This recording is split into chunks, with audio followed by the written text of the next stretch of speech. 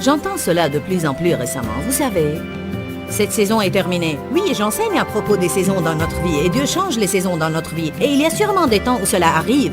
Mais il y a beaucoup de personnes qui utilisent cela comme prétexte. Restez avec nous dans Jouissez de votre vie.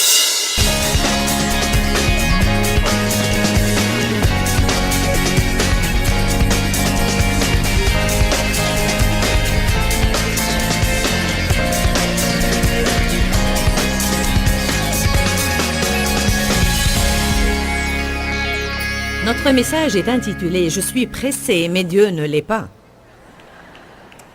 Souvent, si Dieu n'agit pas selon mon programme de travail, et s'il ne fait pas ce que je veux et quand je veux, je peux me sentir mécontente et troublée dans mon esprit. J'aimerais bien vous citer encore une fois ce que l'apôtre Paul a dit dans Philippiens 4, 11. J'ai appris à être content. La Bible amplifiée dit « satisfait au point de ne pas être troublé ou perturbé ». Ceci ne veut pas dire qu'il n'a jamais voulu changer. Nous allons tous vouloir changer. Mais l'essentiel, c'est que Dieu veut que nous jouissions de notre vie. Il veut que nous apprenions à être contents là où nous sommes, sur notre chemin vers le but. Parce que si vous n'apprenez pas à patienter, et si je n'apprends pas à patienter, nous allons mener de misérables vies. Car un peu de bon sens nous dira, si nous revenons sur notre passé, que nous passons plus de temps à attendre qu'à recevoir. Parce que vous attendez quelque chose, vous attendez, puis vous aurez votre percée. Béni soit le Seigneur, alléluia, et nous sommes tous excités, puis nous commençons à attendre autre chose. Quand j'ai finalement réalisé cela, j'ai pensé, vaut mieux que j'apprenne à patienter. Parce qu'en fait, je ne savais pas patienter. Une des faiblesses de mon caractère est que je suis impatiente de nature. Et vous savez, toute personne arrive sur cette terre avec des points forts ainsi que des points faibles. Et la puissance de Dieu se manifeste en général dans nos faiblesses si nous lui faisons confiance. Et je vais être très honnête avec vous et vous dire que je lutte contre l'impatience chaque jour de ma vie. Je n'aime pas attendre, je veux ce que je veux et quand je le veux, et je veux que les autres fassent ce que je veux et quand je le veux. Amen. Êtes-vous pareil? Ce matin, Dave a porté un pantalon qui n'était pas du tout assorti avec sa veste, et à la dernière minute, il fallait qu'on lui repasse un autre pantalon. L'important, c'est que nous étions en route pour venir ici, et il était 10h10, et moi, je n'arrive pas en retard à mes réunions. Je suis toujours présent dès que l'adoration commence, et je fais cela pour donner le bon exemple, et parce que ma participation à l'adoration m'est une grande aide. Elle aide à libérer et à augmenter aussi l'onction dans ma vie, et c'est ce que je sens à cet égard. Je connais des personnes qui ne font pas la même chose, mais c'est ce que je fais moi-même. Et je n'aime pas être en retard. Alors dès que j'ai réalisé qu'il était 10h10 et que je n'allais pas arriver avant 10h15, j'ai commencé à me sentir vraiment comme si je vais... Et puis j'ai pensé, bon, il est maintenant 10h10 et je n'y peux rien. Il m'est impossible d'arriver à 10h moins 10. Nous sommes souvent très énervés et contrariés par des différentes choses que nous ne pouvons pas changer, des choses qui ont déjà eu lieu et que nous ne pouvons pas changer du tout. Alors là, nous devons faire confiance à Dieu pour qu'il règle les choses. Paul a dit, j'ai appris le secret d'être content que je sois rassasié ou affamé, que je sois humilié et que je n'ai pas ce que je veux et que je sois dans l'abondance et que j'ai tout ce que je veux. J'ai appris à être stable. Alors, si nous voulons jouir de notre vie comme il faut, nous aurons à apprendre à bien patienter. Qui ici ne sait pas patienter? Bon, certains pourraient attendre à jamais sans se soucier. Mon mari est l'un d'eux. Il dit... On verra, c'est le leitmotiv de Dave, on verra. Béni soit le Seigneur, lent et solide, rapide et fragile, alors que moi... Il a une capacité surnaturelle. Avez-vous jamais remarqué comment Dieu vous met souvent avec une personne de caractère opposé? Il y a ici des parleurs mariés à des personnes qui parlent rarement. Il y a aussi beaucoup de personnes qui s'enthousiasment vraiment pour tout. Oh, gloire à Dieu! Mariés à des personnes qui sont...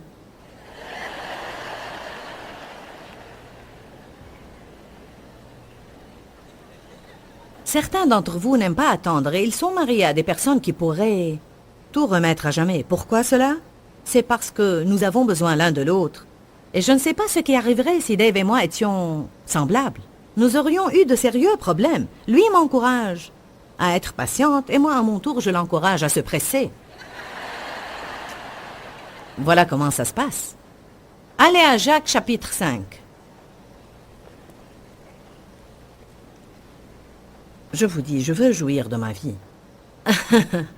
Je veux vraiment jouir de ma vie et je ne veux pas gaspiller mes jours. Ceci est important pour nous tous, mais quand vous aurez mon âge, ça deviendra beaucoup plus important. Parce que je sais que j'ai déjà vécu plus que ce qui me reste encore à vivre. Pour être honnête avec vous, on ressent les choses d'une façon différente quand on devient âgé, parce que je réalise que jour après jour, mon temps devient de plus en plus limité, alors je ne veux pas perdre mon temps. Et le jour que je passe à être contrarié est en fait un jour perdu. Quelqu'un peut dire Amen? Jacques chapitre 5, verset 7, dit « Soyez donc patients, frères. » La version amplifiée de la Bible dit, entre parenthèses, « en attendant ». Il ne dit pas si vous attendez. Il est normal d'attendre dans la vie. Soyez patients en attendant l'avènement du Seigneur. Pensez au cultivateur qui attend patiemment. Comment nous attendons est important. On est supposé patienter en s'attendant à ce que Dieu fasse quelque chose de grand. Et garder l'esprit d'attente dans l'expectative rend la vie intéressante et passionnante. Nous avons à nous attendre toujours à avoir une percée dans notre vie pour nos bien-aimés et nous avons à verbaliser cela. Dieu, tout est possible. Je m'attends à ce que quelque chose de bien ait lieu aujourd'hui. Je m'attends à une percée aujourd'hui. Ne permettez pas au diable de vous mentir et ne verbalisez pas ce qu'il vous dit. Ça ne va jamais changer, ça ne va jamais changer. Je ne vais jamais avoir de l'argent. Je ne vais jamais avoir un meilleur travail. Je ne vais jamais me marier. Jamais, jamais. Nous devons arrêter de dire jamais et commencer à dire soudain. Je m'attends à une percée de Dieu soudain, au milieu de la nuit. Quand Paul et Silas étaient en prison, soudain, une lumière y jaillit, la prison fut ébranlée et les portes s'ouvrirent. Il est intéressant de faire une étude sur le mot « soudain » dans la Bible, afin de voir combien Dieu a fait de merveilleuses choses soudain. Vous pouvez avoir un problème durant 25 ans et en souffrir, même ce matin, mais il se peut qu'il soit totalement résolu ce soir avant d'aller au lit, si c'est Dieu qui tient le volant. Aux hommes, cela est impossible, mais à Dieu, tout est possible. Alléluia. Tout le monde va attendre. La patience est vraiment... Nous avons parlé de la patience. La patience n'est pas la capacité d'attendre. Ce n'est pas le vrai sens du mot. La patience, c'est comment vous agissez pendant que vous attendez. Attendre est une chose, alors que patienter est une attitude. La patience ne se développe que durant les tribulations. Selon le dictionnaire grec, vous ne pouvez développer votre patience que lorsque vous n'obtenez pas ce que vous voulez quand vous le voulez, ou lorsque vous n'arrivez pas à vous débarrasser de certaines choses que vous ne voulez pas dans votre vie, et quand vous endurez avec une bonne attitude. Quand j'endure avec une bonne attitude, je développe ma patience. On reçoit les dons, mais le fruit grandit et se développe. Le Seigneur dépose la graine du fruit de l'Esprit en nous quand le Saint-Esprit vient habiter en nous. Puis chacun de ces 9 fruits dont la Bible parle dans Galates a à se développer dans notre vie. Le développement veut dire que nous aurons à nous en servir. Comment vous développez vos muscles? Vous vous en servez. Comment vous développez le fruit de l'Esprit? Vous vous en servez. Il faut qu'il y ait une raison pour que vous vous en serviez et puis il se développe. Alors quand nous passons par des moments difficiles, nous devons dire « je grandis ». Ça fait mal, mais je grandis. Pensez un peu au laboureur. Il attend les précieuses récoltes de sa terre. Pensez comment il garde sa patience vigilante à leur égard, jusqu'à ce qu'il ait reçu les pluies de la première et l'arrière-saison. C'est quoi la patience vigilante? Ce sont les choses qu'il fait en attendant. Il arrose, il arrache les mauvaises herbes, il continue à faire les choses qu'il sait qu'il est supposé faire, et il attend. Il se lève puis rentre dormir, il se lève puis rentre dormir, et il fait fructifier jusqu'à la moisson. La Bible dit que nous avons à faire fructifier jusqu'à ce que Jésus revienne. Alors, qu'est-ce que je dois faire en attendant que mon problème soit résolu? Je dois toujours louer, adorer, obéir, servir les autres, grandir aimer, prier, travailler dur, me lever et aller dormir, me lever et aller dormir, me lever et aller dormir. Je dis toujours, une grande partie de ma vie ne va pas être un voyage passionnant. Ça va être lundi, mardi, mercredi, jeudi, vendredi, samedi, dimanche, lundi, mardi, mercredi, jeudi, vendredi, samedi, dimanche, lundi, mardi, mercredi, jeudi, vendredi, samedi. Je veux vous dire que toute nouvelle chose dans la vie est excitante au début, mais elle perdra de son excitation après que vous l'ayez faite plusieurs fois.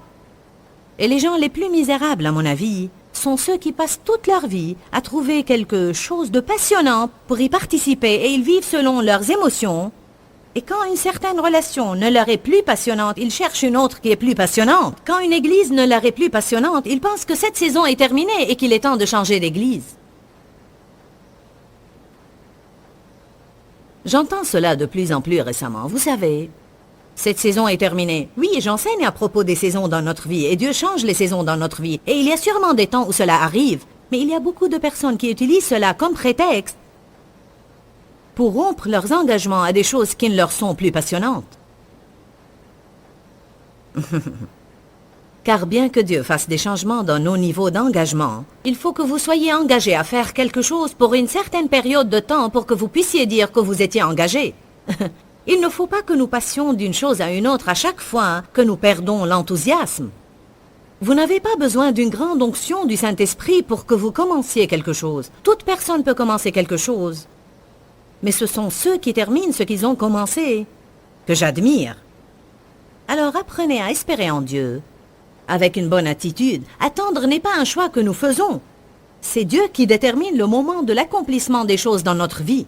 Alors on va attendre. Dites tous, je vais attendre. C'est un fait. Je vais attendre. Comment nous attendons est important. Alors il dit, attendez avec espérance. Continuez à faire ce que vous devez faire pendant que vous attendez. Gardez votre patience, vigilante sur les graines de foi que vous avez semées. Continuez à adorer, continuez à prier, continuez à croire, continuez à servir les autres. Aider les autres constitue une grande partie de votre percée. Je ne crois pas qu'il suffit de prier seulement. Et je ne crois pas qu'il suffit de faire confiance à Dieu. Le psaume 37 vous dit quoi faire au moment des tribulations. Et la Bible dit, confie-toi en l'Éternel et pratique le bien. Je dois faire deux choses, me confier en Dieu et continuer à aider les autres. Et si j'avais un problème aujourd'hui, peut-être que j'ai un problème. Peut-être que j'ai un problème personnel, mais ceci ne m'a pas poussé à rester chez moi et ne m'a pas empêché de venir ici. Beaucoup de personnes, quand elles font face à un problème, arrêtent de faire ce qu'elles doivent faire. Vous devez continuer à persévérer. Ne vous lassez pas à faire le bien. Continuez à prier, continuez à croire, continuez à confesser, continuez à faire confiance, continuez à donner et à servir. Gardez votre patience vigilante ou la routine que le Seigneur vous a assignée.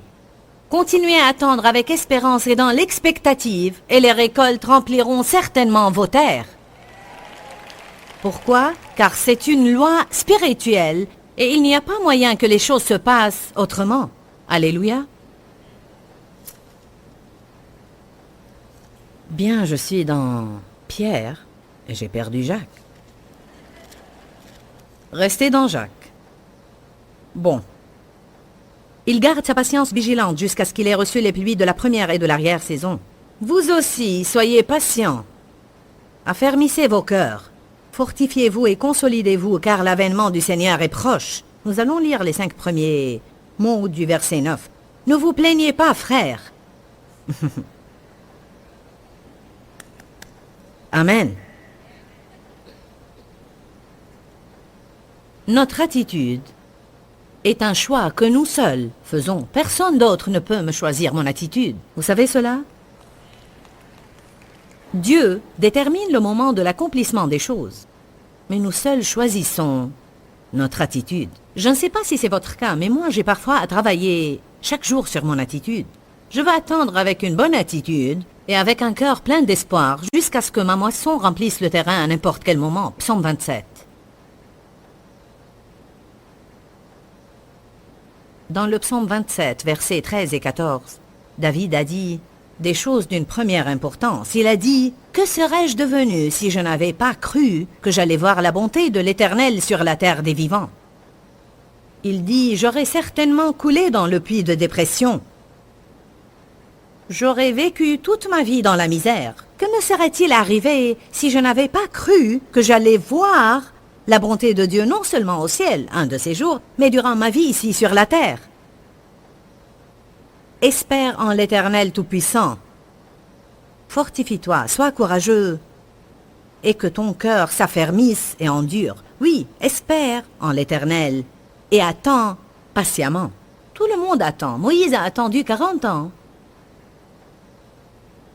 Dans un endroit désagréable dans les déserts. Joseph a attendu 14 ans, dont la plupart en prison pour un crime qu'il n'a pas commis. Abraham a reçu une parole directe de Dieu, une promesse, et il a attendu 20 ans. La naissance d'Isaac, c'est dû en partie à ce qu'il a eu une idée intelligente de la chair, et il a eu Ismaël entre-temps.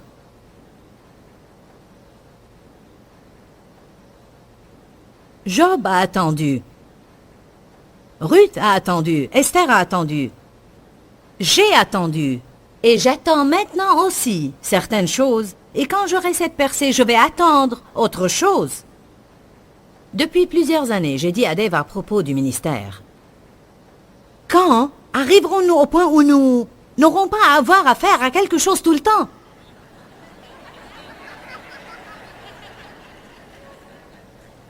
Il a répondu « Jamais ». Très calmement. Il ne m'a pas fait un sermon, il a dit « Jamais ». Et vous savez, c'est la vérité. Tant que nous sommes vivants sur cette terre, nous pourrions vivre plusieurs jours ou même plusieurs semaines où tout est formidable, mais la plupart du temps de notre vie, chacun d'entre nous va avoir affaire à quelque chose. Il y a quelque chose ou quelqu'un avec qui nous avons affaire, et qui fera de sorte que notre vie soit toujours inférieure à la perfection que nous aurions aimé avoir. Alors, qu'est-ce qu'on va faire, à votre avis, si on ne développe pas ce fruit de patience? Ou si on n'apprend pas à attendre? Combien d'entre vous attendent quelque chose maintenant dans leur vie? Regardez, je ne vois pas beaucoup de mains qui ne sont pas levées. Tout le monde attend. Dieu m'a appelé pour le servir il y a 27 ans. Et j'ai vu ce que je fais maintenant. Mais j'avais à attendre de longues années pour que cela s'accomplisse. Allez à Actes chapitre 1. J'essaye de vous pousser à faire un choix aujourd'hui. Il se peut que vous ne ressentiez aucun changement quand vous sortez d'ici. Mais la parole sera suffisamment gravée en vous pour que vous sachiez. Je dois décider maintenant d'avoir une bonne attitude. Quand vous avez envie de crier, chanter une louange, tout le monde voudrait toujours savoir quand Dieu quand. Quand Dieu quand. Pourquoi Dieu pourquoi.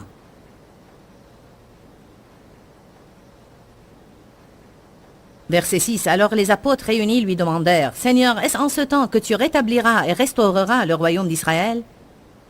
Il leur répondit, « Ce n'est pas à vous, et il ne vous appartient pas, d'être informés de ce que l'avenir porte, et de connaître les temps ou les périodes ou les années ou les saisons ou les moments critiques dans les prochaines années à venir, que le Père a fixé, déterminé et réservé de son propre choix, de sa propre autorité et par son propre pouvoir. » Il a répondu en d'autres termes, ou si on le disait dans notre langage actuel, « ça ne vous regarde pas ». N'est-ce pas ça ce qu'il a dit? Ce n'est pas à vous de connaître. Ce privilège m'appartient. C'est moi qui connais les temps. Dieu veut que nous lui fassions confiance pour savoir qu'il accomplira les choses dans notre vie au bon moment. Laissez-moi maintenant vous citer une déclaration qui m'est très importante. Avoir confiance en Dieu n'existe pas sans avoir des questions restées sans réponse. Si nous connaissions tout ce que Dieu connaît, il ne serait plus notre Dieu. Car celui qui va être Dieu dans ma vie doit connaître plus que moi, n'est-ce pas? Il doit me dépasser en savoir, en connaissance et en sagesse aussi. Dans Luc 19, 13, la Bible dit « Faites fructifier jusqu'à ce que je revienne ». C'est un des exemples dans lesquels les talents ont été donnés aux gens. Puis il dit « Allez et investissez et ayez un grand rendement jusqu'à ce que je revienne et vous me rendrez compte. Prenez tout ce que je vous ai donné, exploitez-le bien. Faites ce pourquoi je vous ai envoyé jusqu'à ce que je revienne. » Je ne dois pas me soucier pour savoir quand Jésus reviendra. Ne comprenez pas de travers ce que je vais vous dire. Je pense que ce serait bien de faire des études d'eschatologie et je crois qu'on doit lire l'Apocalypse. La Bible nous confirme que celui Qui le lit sera béni et c'est bien d'écouter des enseignements et des différentes théories à propos du retour de Jésus et ce que nous devons attendre en ce jour. Je ne vous dis pas de rester ignorant, mais je crois que les gens commettent une grande erreur en s'appliquant à savoir quand Jésus reviendra. Car si vous vous laissez prendre par des choses pareilles, vous ne ferez pas ce que vous êtes supposé faire maintenant. Je ne sais pas quand Jésus reviendra. On s'attendait à ce qu'il revienne en 88, mais il n'est pas revenu. Puis on s'attendait à ce qu'il revienne en l'an 2000. On s'attendait à des catastrophes avec les ordinateurs et on s'est préparé pour cet événement, mais Jésus n'est pas revenu. Depuis que j'ai connu le Seigneur, j'entends dire que le monde ne pourra pas subsister après l'an 2000. Ce n'est pas possible. Je cherchais toutes les dates, les fêtes et les chiffres et les gens me le prouvaient bibliquement. Mais vous savez, c'est quoi la vérité? Personne ne sait quand Jésus viendra. Bientôt. C'est-à-dire quand? Quand il sera prêt. Au temps fixé, c'est-à-dire quand? Personne ne sait. Au temps convenable. Vous aimez la phraséologie que le Seigneur utilise? Je vous le dis en vérité, vous allez bientôt avoir votre percée. J'ai découvert que le bientôt de Dieu et mon bientôt ne sont pas pareils. Laissez-moi vous dire quelque chose. Comparé à l'éternité, tout est proche. Dieu dit parfois jusqu'à l'éternité. Et comme j'ai lu récemment, n'hésitez pas à donner toute petite chose à Dieu, car selon lui, toute chose est petite. Comparé à l'éternité, tout est proche. C'est pourquoi ce n'est pas étonnant que le Seigneur dise « Vous allez bientôt avoir votre percée ». Et comme on va le voir tout à l'heure, il utilise une expression qu'il répète plusieurs fois « encore peu de temps ». Jésus a dit « encore un peu de temps et vous ne me verrez plus, puis dans quelque temps vous me verrez de nouveau ». Voilà que 2000 ans ont passé. Je ne considère pas 2000 ans comme peu de temps. Pour moi, un peu de temps est peut-être 3 minutes.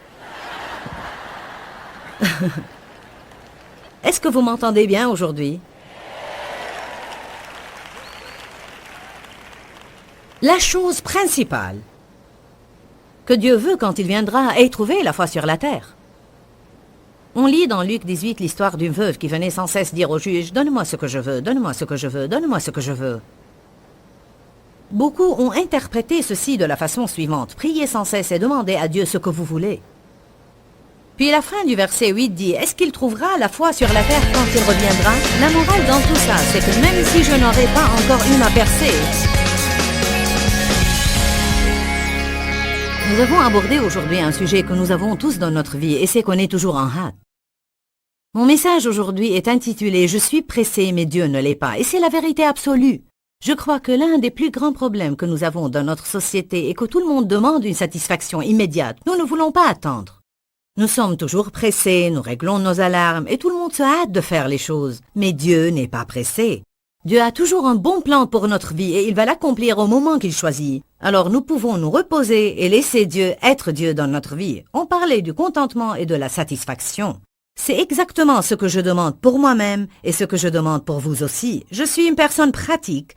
Et quand je me rends compte que j'ai besoin que quelque chose opère dans ma vie, je me demande alors pourquoi il n'opère pas dans ma vie. Une des choses que j'ai découvertes dans ma vie est que je n'étais pas satisfaite parce que j'étais toujours pressée et je voulais que mes désirs soient exaucés avant que Dieu ne soit prêt à me les donner. Nous devons avoir confiance en Dieu et nous devons croire que son temps est absolument parfait pour notre vie. Si Dieu me donne les choses quand je les veux, même si je ne suis pas prête à les avoir, je serai alors misérable. Je vais vous encourager aujourd'hui à prendre une décision. Je vais avoir confiance en Dieu. Je vais croire qu'il choisit bien les moments dans ma vie. Et je ne vais pas perdre cette journée à être misérable. Je vais jouir de cette journée que le Seigneur m'a donnée. Pourquoi Seigneur, pourquoi? Dans ce livret, Joyce Meyer nous enseigne à travers la parole comment être délivré de la confusion. Pour obtenir ce livret gratuitement, écrivez-nous à Joyce Meyer, boîte postale 40095-6300 Larnaca, Chypre. Ou bien visitez notre site web www.joycemeyerme.org/fr.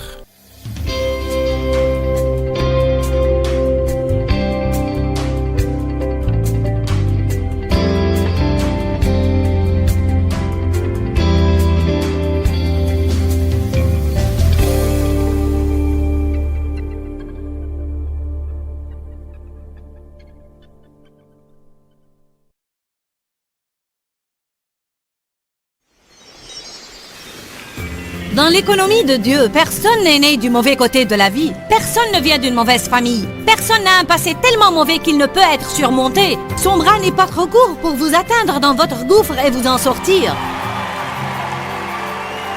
Restez avec nous dans Jouissez de votre vie.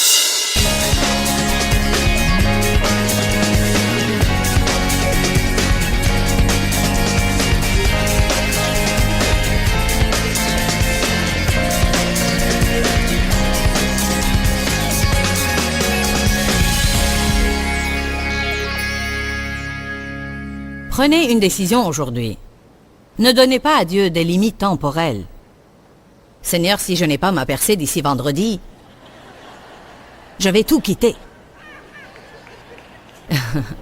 Seigneur, si tu ne fais pas quelque chose, ce week-end, durant cette conférence, beaucoup sont venus ici en disant, si tu ne me donnes pas une parole, vous avez déjà reçu près de 10 000 paroles depuis votre arrivée ici.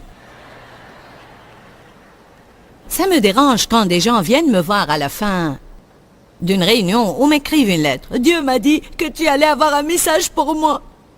Et voilà que j'ai prêché pour 15 heures. Dites-moi, qu'est-ce que vous pensez que je vous ai donné?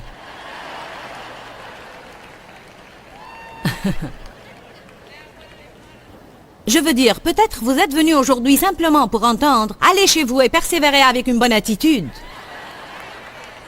Loué soit Dieu. Alléluia! Peut-être vous êtes venus pour entendre. Arrêtez de vous plaindre, mes frères. Amen. La patience n'est pas dans l'attente, mais comment vous vous comportez durant l'attente. Je ne sais pas pour vous, mais ceci m'a énormément aidé il y a des années de cela quand je l'étudiais. Je pensais que l'attente était simplement supportée et endurée. Je peux faire cela, loué soit Dieu. Finissons avec cela, Seigneur. Et puis, j'ai découvert que je n'étais pas patiente du tout parce que j'avais toujours une mauvaise attitude.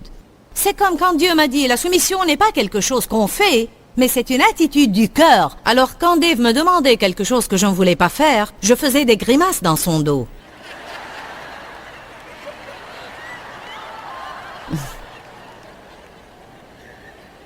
Allez maintenant.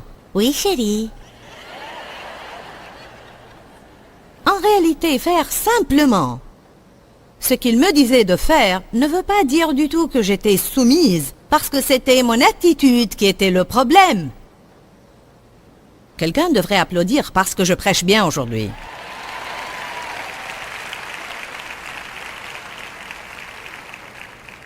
Nous n'attendons pas vraiment comme le Seigneur voudrait qu'on attende, à moins d'avoir une bonne attitude. Alléluia. Étudions un peu la patience pour un petit moment.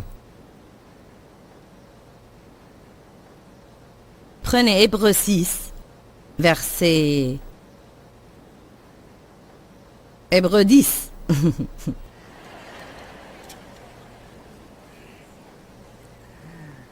Verset 36. Vous avez besoin de constance, de patience et d'endurance. Vous savez ce que j'ai remarqué? Souvent, nous ne prions pas pour les gens. Des prières qui sont vraiment bibliques et à l'instar de la façon dont Paul priait pour les églises ou à la manière de Jésus-Christ. En fait, je n'ai jamais trouvé que Paul priait pour que les gens soient délivrés de leurs problèmes. Il priait pour qu'ils puissent endurer avec une bonne attitude. Vous n'aimez pas ça? Regardez comme vous êtes calme. Paul a prié qu'il passe à travers et soit constant et non pas renoncer et tout lâcher, qu'il puisse ne pas se lasser à faire le bien et qu'ils puissent endurer tout ce qu'ils rencontreront avec une bonne attitude et qu'ils puissent avoir de la miséricorde et cheminer dans l'amour et que leur amour puisse s'épanouir et grandir. Il n'a pas simplement imploré « Oh Dieu, délivre-les de tous ces problèmes. Dieu, que leurs affaires prospèrent, donne-leur une meilleure position. » Je crois que nous sommes devenus extrémistes dans notre société. Oui, certainement, Dieu veut que nous soyons prospères. Il ne veut pas donner toutes les choses qu'il a aux pécheurs. Les trésors des pécheurs sont amassés pour les justes. Oui, Dieu veut que l'on prospère. Amen. Je ne veux pas d'un groupe de personnes qui n'aiment pas que je possède des choses. Je veux les donner à mes enfants. Mais je veux que ceci soit dans la droiture et qu'ils se comportent bien, pour que je sente que mes choses sont en sécurité avec eux. Nous avons de bons enfants, mais j'essaye de dire que, à qui Dieu aimerait donner ce qu'il a si ce n'est à nous? Mais ce n'est pas ce qui est de première importance dans l'Esprit de Dieu. Il veut que nous vivions une vie sainte. Il veut que nous soyons des lumières scintillantes dans un monde obscur. Il veut que nous nous servions l'un l'autre avec amour. Il veut qu'on accomplisse son appel sur notre vie, que nous nous arrêtions de murmurer, de grommeler et de nous plaindre, et que nous soyons constants dans l'attente. Il veut que nous manifestions les fruits de l'Esprit. Cherchez d'abord le royaume de Dieu et sa justice, et toutes ces choses vous seront données. Nous n'avons pas à poursuivre les bénédictions. Elles nous poursuivront si nous poursuivons Dieu. Amen.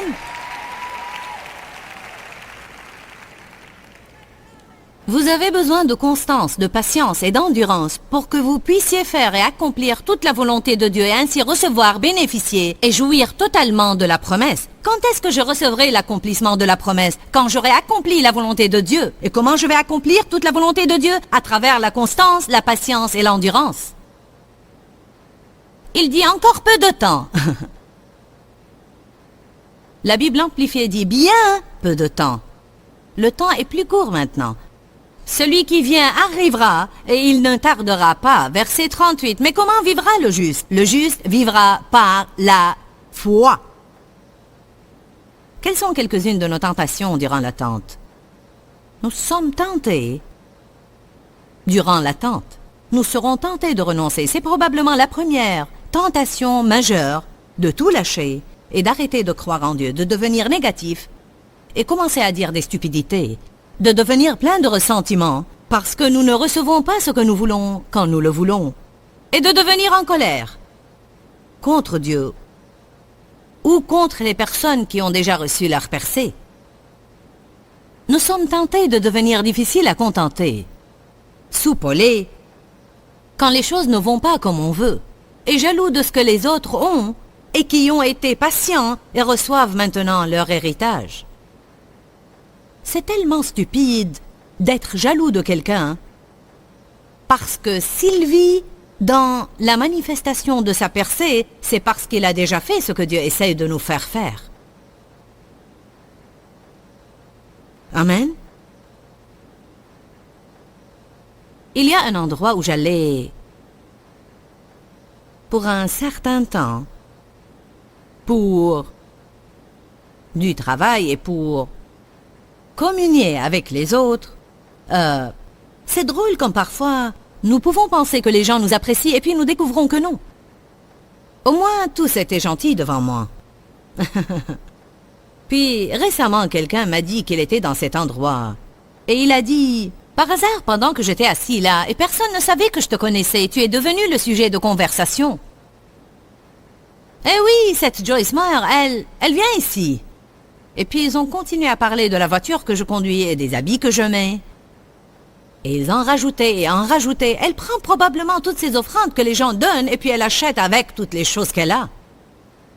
Et la dame qui me connaissait était en fait la belle-mère de ma fille. Et alors, elle leur a dit: ah, excusez-moi, vous ne connaissez pas les faits tels qu'ils sont. En réalité, vous ne savez même pas de quoi vous parlez. Et leur réponse était: d'où on vient, les prédicateurs sont tous pauvres. N'est-ce pas stupide? Aimeriez-vous que je vous mène à la pauvreté et la misère?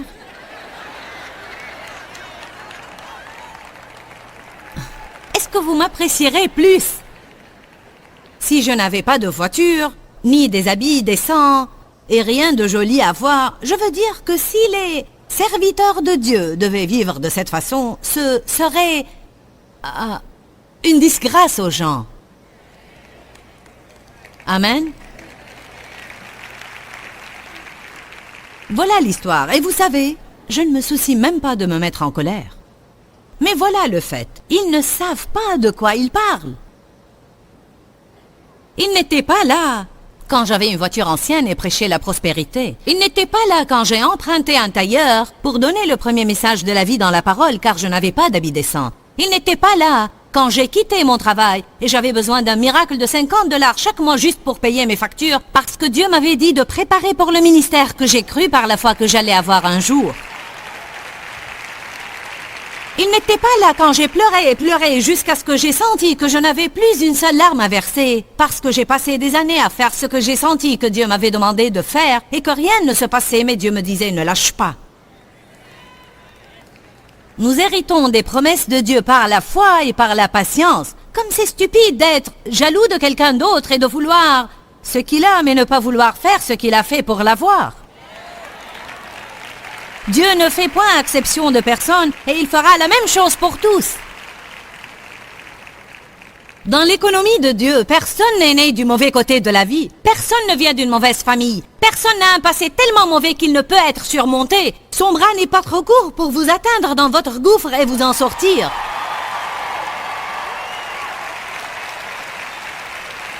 Ça n'a rien à voir avec Dieu qui choisit des favoris. C'est en rapport avec l'obéissance, la constance, l'endurance et le refus de lâcher et faire les choses à la manière de Dieu, que ça nous plaise ou non. Amen. Je crois que c'est une bonne nouvelle de savoir que je peux avoir les mêmes opportunités que quelqu'un d'autre peut avoir si je fais ce qu'il a fait. Combien de personnes sont en marge de la vie quelque part parce qu'ils ont trouvé un endroit confortable pour se garer? Je ne me suis pas encore garé. Je suis toujours à la 4e vitesse.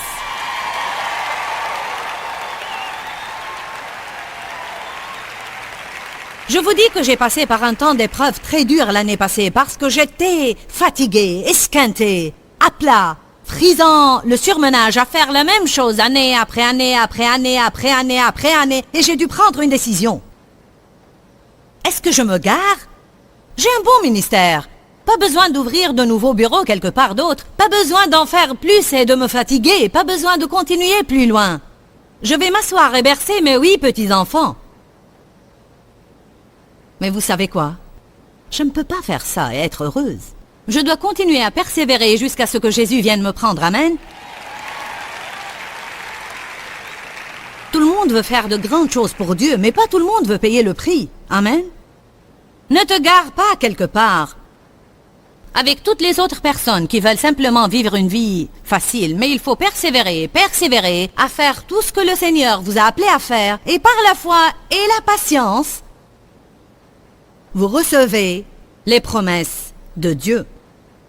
Ecclésiaste 7, verset 8 dit « Mieux vaut la fin d'une chose que son début. Mieux vaut la patience de l'esprit que la prétention. » Que fait un homme prétentieux? L'orgueil nous fait penser qu'on devrait avoir les choses avant le temps de Dieu. Je mérite ceci maintenant.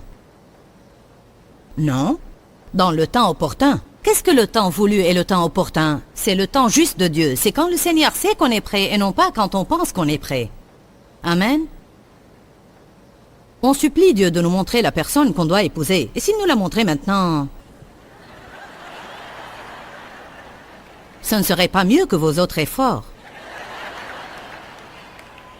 C'est comme la dame qui est venue dire à notre pasteur « Je vais me marier ce week-end pour la 7e fois. Et je veux que tu pries pour moi, pasteur, que cet homme soit finalement celui qui me traitera bien. » Il lui a répondu « Tu sais, il t'est jamais venu à l'esprit qu'il y a un seul dénominateur commun entre tous ces mariages et c'est toi? »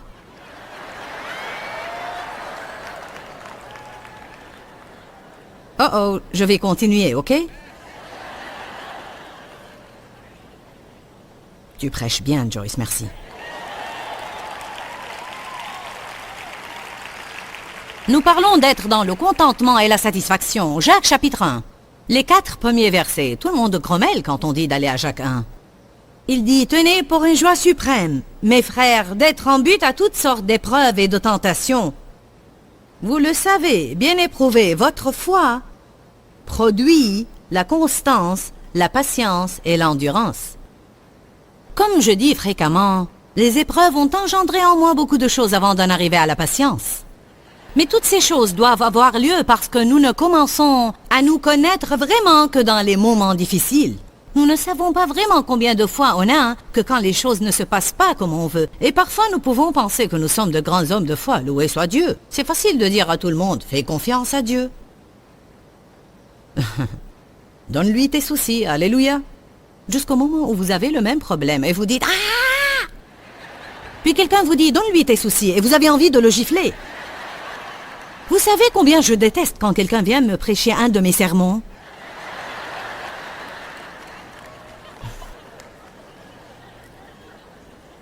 Je dis à Dave, ne me donne pas un verset. Ce que je veux entendre, c'est « je comprends ». Même si tu ne comprends pas, fais semblant. Je ne suis pas comme ça, mais de temps en temps je dis « je ne veux pas entendre un verset ». Occupe-toi de mes émotions. Est-ce que vous vous sentez jamais comme ça? Amen. Mais il y a un temps pour tout, n'est-ce pas? Parfois la prédication, parfois l'entendement. Nous devons laisser la patience produire son fruit. La Bible dit « produire son fruit ». Quand nous n'avons pas les choses comme nous les voulons, ceci produira un bon résultat car nous sommes certains de grandir. Et il dit que si nous laissions la patience faire son œuvre en nous, nous deviendrons parfaits et entiers, ne désirant rien. Ceci est l'image d'une personne dans un contentement parfait et une satisfaction parfaite.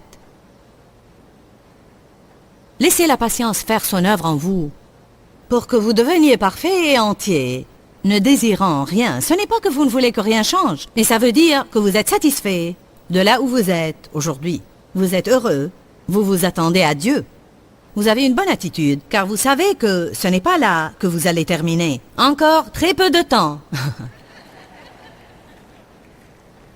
Et puis la Bible parle de comment nous ne devons pas essayer de tout comprendre durant notre attente. Ne te figure pas être sage. Acte 20, verset 22 dit « Et maintenant, voici qu'entraîné par l'Esprit, Paul se rendit à Jérusalem sans savoir ce qui lui adviendra. » Nous n'avons pas à tout savoir. Dieu a appelé Abraham à aller à un endroit qu'il ne connaissait pas, sans savoir ce qui lui adviendra. Et dans Hébreux 11, 8, il est écrit « Abraham partit obéissant à l'appel de partir, ne sachant où il allait. » Personnellement, j'étais une de ces personnes qui sentaient qu'elle devait toujours tout comprendre, et c'était parce que j'étais très indépendante et ne dépendais que de moi, même pour subvenir à tous mes besoins. Il y a beaucoup de raisons à cela. Grandir dans l'abus sans recevoir l'aide dont j'avais besoin. Et beaucoup de gens sentent qu'ils n'arrivent pas à mettre toute leur confiance en Dieu, car même si on dit que nous faisons confiance à Dieu, nous avons toujours un plan de secours au cas où Dieu ne fait rien. Alors nous déduisons et raisonnons, et déduisons et raisonnons. Comme Proverbe 3, 5, 7 est merveilleux, est-ce que nous pouvons y aller pour le lire ensemble maintenant? Proverbe 3, versets 5 à 7. Comment pourrais-je être satisfaite si je pense que je dois tout comprendre et avoir des réponses à tout?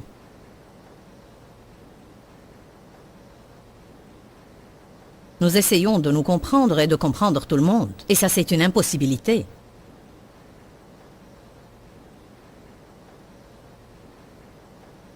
Verset 5. Appuie-toi, repose-toi, et mets ta confiance dans le Seigneur de tout ton cœur et avec tout ton esprit, et ne te remets pas à ta propre intelligence et à ton propre entendement. Verset 6. En toutes tes démarches, reconnais-le, et il te montrera comment agir et aplanira tes sentiers. Verset 7. Ne te figure pas être sage. En d'autres termes, ne pense même pas que tu es assez intelligent pour comprendre ce que Dieu fait. En toutes tes démarches, reconnais-le, ne te figure pas être sage, crains révérentiellement et adore le Seigneur et détourne-toi du mal. C'est-à-dire, ce qui doit m'intéresser, c'est vivre une vie sainte sans essayer de comprendre tout ce qui se passe. Qu'arrivera-t-il? Verset 8, cela sera salutaire à tes nerfs. Êtes-vous nerveux? Lisez Proverbe 3, 5 à 8, quotidiennement. N'essayez pas de comprendre beaucoup de choses, et vous vous réjouirez plus de votre vie. Dieu peut faire beaucoup plus que nous ne pouvons penser. Éphésiens 3, Dieu peut faire excessivement, abondamment, bien au-delà et infiniment au-delà de tout ce que nous pouvons espérer, demander ou concevoir. Vous voulez que Dieu fasse seulement ce que vous pouvez concevoir? Ou vous voudriez qu'il aille bien au-delà de cela? La Bible dit qu'il y a beaucoup de choses que nous n'allons pas comprendre. Dans très peu de temps, allez à Jean 16.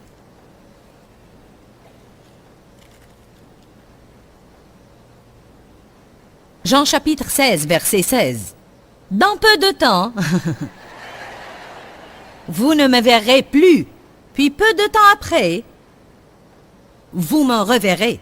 Alors quelques-uns de ses disciples se dirent alors entre eux, « Qu'est-ce qu'il nous dit là? Dans peu de temps vous ne me verrez plus, puis peu de temps après vous me reverrez. » Verset 18. Que signifie ce peu de temps? Nous ne savons ni nous comprenons ce qu'il veut dire. Jésus comprit qu'il voulait le questionner et il leur dit, vous vous demandez et vous vous interrogez entre vous sur ce que j'ai voulu dire quand j'ai dit, dans peu de temps vous ne me verrez plus, puis peu de temps après vous me reverrez. Verset 20. Je vous le déclare, en vérité, vous pleurerez et vous vous lamenterez et le monde se réjouira. Vous serez triste, mais votre tristesse ensuite se changera en joie. Alléluia! Au soir, la visite des larmes et la tristesse. Au matin, les cris de joie. Il a dit, vous allez perdre, mais à travers votre perte, vous allez gagner. Certains pensent seulement à ce qu'ils ont perdu, mais attendez de voir ce que vous allez gagner. Vous savez quoi? Vous pouvez prendre l'attitude que Satan a volé vos possessions et vous pouvez devenir amer, ou vous pouvez dire, tu sais Seigneur, je vais choisir intentionnellement de semer ceci comme une graine. En fait, le diable ne peut rien prendre de vous si vous le donnez à Dieu comme une graine. Que ce soit un de vos enfants, votre mariage ou votre travail, quoi que ce soit, ne laissez pas le diable le prendre. Ceci vous rendra amer. Dites, Dieu, je ne comprends pas ce qui se passe, mais je te le donne comme une graine et je crois que tu vas produire une récolte dans ma vie. Nous avons vu ça quand nous avons commencé notre ministère télévisé. La première station de télévision avec qui on a été fidèles dans le paiement de nos factures et nous avions commencé à bâtir notre audience, nous a appelé un jour sans préavis, sans se soucier de notre contrat en disant « Nous n'allons plus émettre votre programme ». Avec un seul coup de fil, ils ont porté un coup très dur à mon ministère. J'étais vraiment anéanti. Je pleurais. Dieu, les gens ne sont pas supposés pouvoir me faire cela et c'est tellement faux, c'est Satan. J'ai été à l'église ce dimanche-là et le pasteur était en train de parler des graines et des offrandes et le Seigneur m'a parlé. Il a dit, tu as une attitude de ressentiment et d'amertume parce que, en réalité, tu agis comme si Satan t'avait pris quelque chose de précieux. Si tu le plantes comme une graine, je t'amènerai une récolte. Ce dont il parlait était mon attitude. Et une meilleure attitude. Et dit seulement, Satan, tu ne peux pas le prendre de moi parce que je vais le donner au Seigneur. Je ne vais pas mal agir à cause de ça, je le donne, je le plante. Vous savez quoi? 1 an plus tard, nous étions sur cette station 1 jour par semaine. 1 an plus tard, cette même station nous a appelés et nous a demandé de revenir 5 jours par semaine, pas 1. J'ai reçu ma récolte.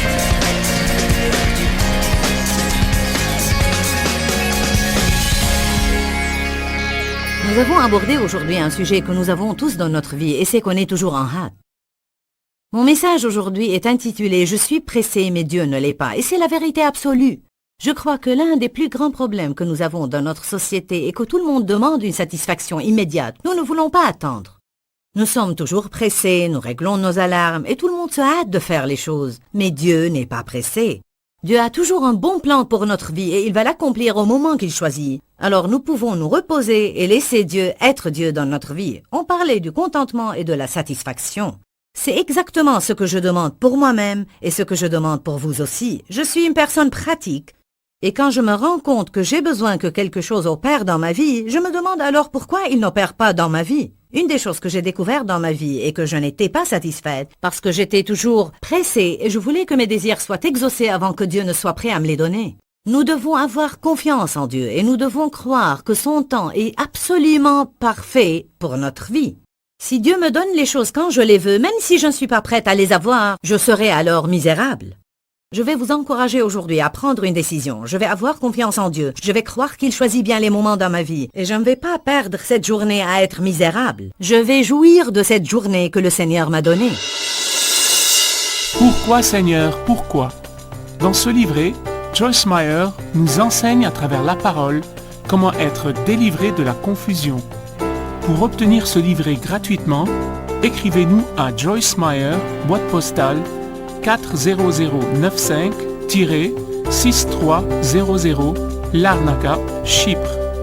Ou bien visitez notre site web www.joycemeyer.org/fr.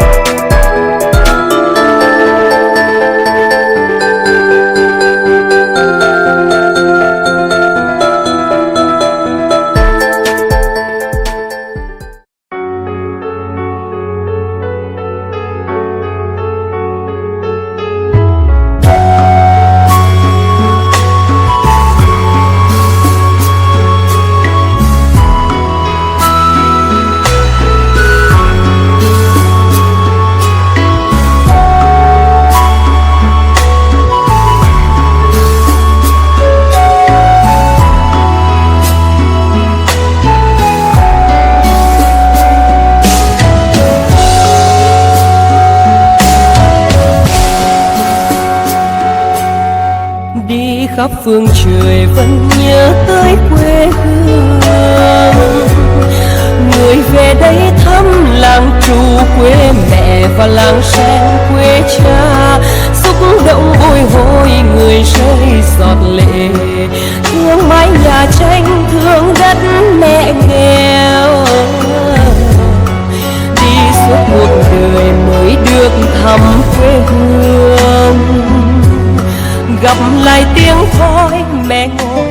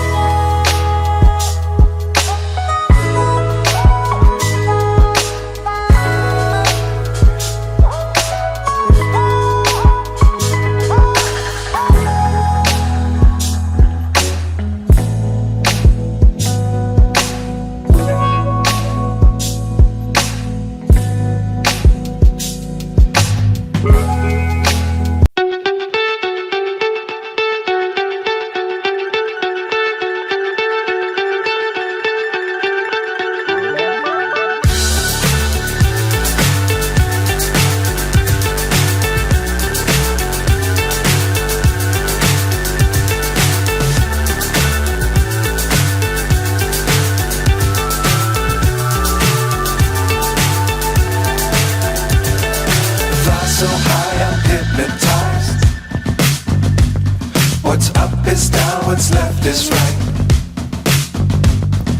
Chasing stars and holding you.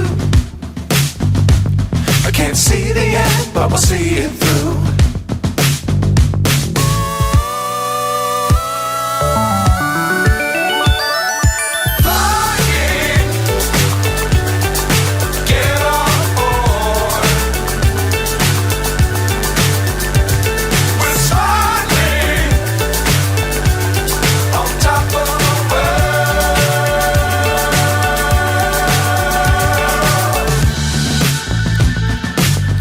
Times don't fly too high. Be sure to keep the ground in sight. Fly forever if you keep it tight. Love the world but keep the sky on your mind.